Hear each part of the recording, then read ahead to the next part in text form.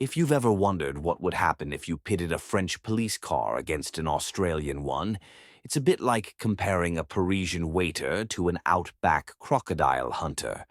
One will serve you an espresso with a sneer, the other will throw you in the back of a ute and drive through a desert full of things that want to kill you. But the real difference comes when the sirens switch on. French police cars have that elegant, slightly smug look, white paint, neat blue stripes, and just enough styling to blend into a Paris traffic jam without spilling anyone's café au lait. The Australians, by contrast, have gone for the "we're coming for you and there's nowhere to hide" aesthetic. Bright paint, big bull bars, and enough flashing lights to convince half the town there's a rave happening down the street. The cars themselves tell the story.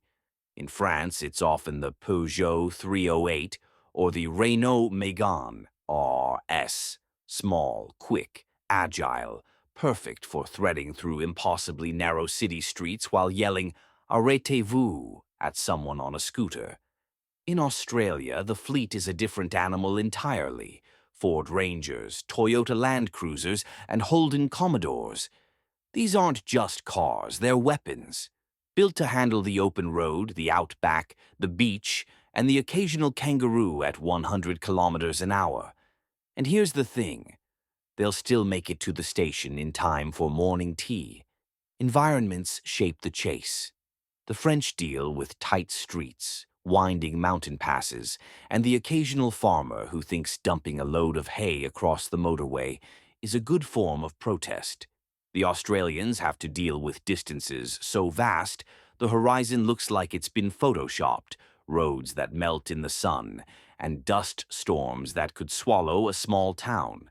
So, the French cars are tuned for agility, while the Australian ones are built for stamina, carrying enough gear to survive the apocalypse, or at least a long weekend in the bush. Then there's the matter of speed. A Renault Megane RS will happily leap from 0 to 100 in under 6 seconds. Brilliant for catching someone nicking a baguette. But try that in the outback and you'll disappear into a pothole the size of Paris. Australian police cars aren't about explosive speed. They're about keeping pace for 500 kilometers without breaking a sweat, even when the air temperature is hot enough to roast a chicken on the bonnet. The sirens add another layer of contrast. French sirens have a melodious wee ooh that sounds like they're trying to be polite while ruining your day. Australian sirens are a blunt instrument, a piercing howl designed to make wildlife scatter and tourists cry. Combine that with lights bright enough to alert the International Space Station, and there's no mistaking when the Aussies are coming. And finally, the people behind the wheel.